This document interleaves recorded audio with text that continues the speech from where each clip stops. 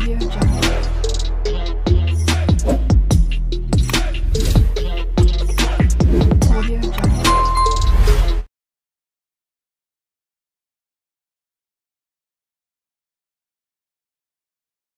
just going to take on the stuff where I left off.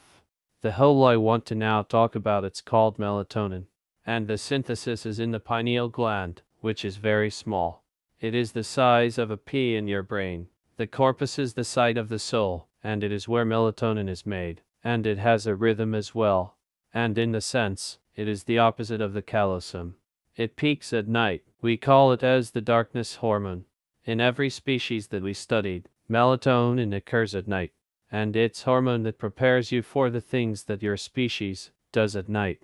So, of course, in humans we sleep, but animals, like rodents, they are awake. It's hormone that is related to darkness behavior.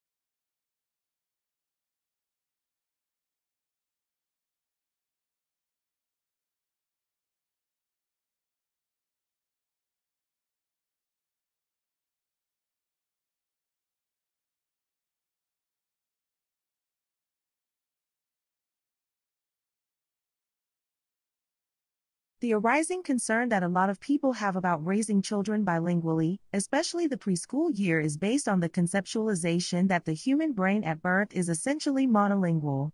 And the reason why I come to this occasion, because often the parents will ask me if they use two languages at home, will their child be confused because they're hearing two languages? And parents are often asked my advice about whether they should use one language on parent role, which is widely known that parents who are raising children bilingually. And the reason why most people think this is a good idea is that it will help to reduce the risks of the children being confused, because they were able to associate each language with the separate speaker. The fear is that both parents use both languages, especially they use both languages interchangeable within the same conversation within the same sentences. The child will not be able to separate the languages.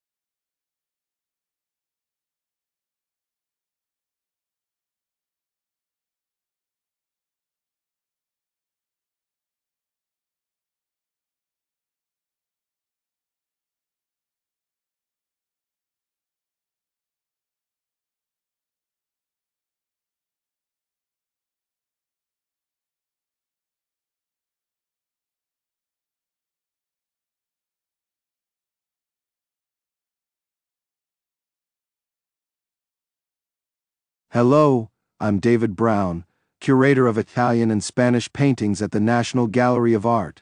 The treasures in our exhibition, The Art of Power, Royal Armor and Portraits from Imperial Spain, come from the Royal Armory in Madrid. They range from the 15th to the 17th century, and include some of the finest examples of Renaissance armor in the world, fabricated by master craftsmen and artists, the flower of Spanish royalty. This is parade armor, made for show, not combat. In form, it looks back to a world tournaments, jousts, and noble gesture. And among the images worked into the steel is something quite different, a subtle advertising campaign for the imperial ambitions of the Spanish monarchy and the Habsburg dynasty. Those who wore it took the words Holy, Roman and Empire very seriously.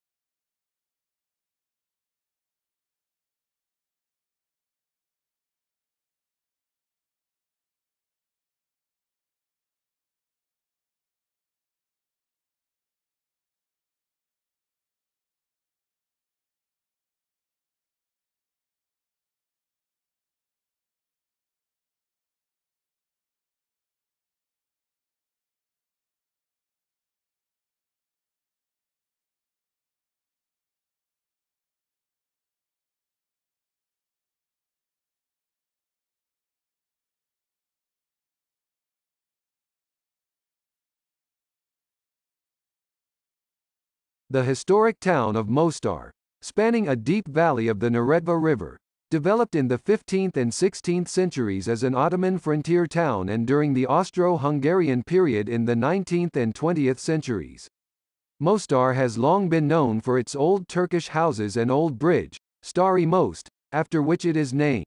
In the 1990s conflict, however, most of the historic town and the old bridge, designed by the renowned architect Sinan, was destroyed. The old bridge was recently rebuilt and many of the edifices in the old town have been restored or rebuilt with the contribution of an international scientific committee established by UNESCO. The old bridge area, with its pre-Ottoman, Eastern Ottoman, Mediterranean and Western European architectural features, is an outstanding example of a multicultural urban settlement. The reconstructed Old Bridge and Old City of Mostar is a symbol of reconciliation, international cooperation and of the coexistence of diverse cultural, ethnic and religious communities.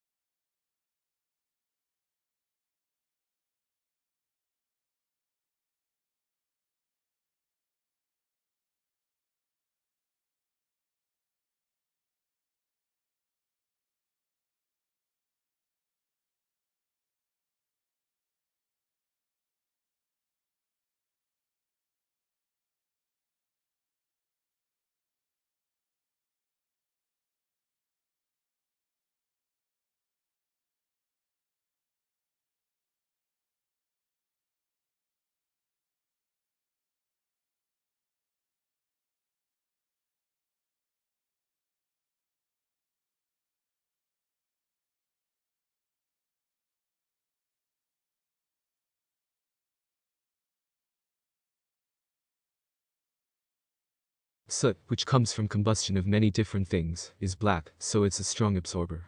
In fact, it's second only to CO2 in terms of warming, so it's actually ahead of methane, which you hear a lot about. The interesting thing about soot and aerosols' impact on climate is that their lifetimes are so much shorter. So if we can reduce the soot, we can make changes within months versus tens of years. It's not to say we should ignore the CO2 and the greenhouse gases, but it could buy us some time while we actually do the right strategies to reduce the greenhouse gases.